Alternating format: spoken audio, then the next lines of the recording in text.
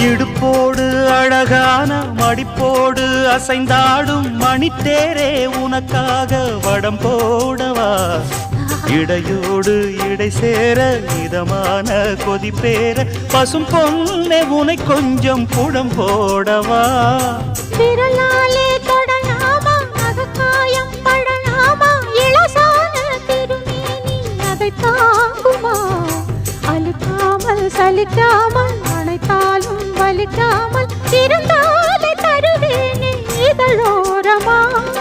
காயம் படக்கூடும் வேகம் பிறக்க பூச்சலிடக்கூடும்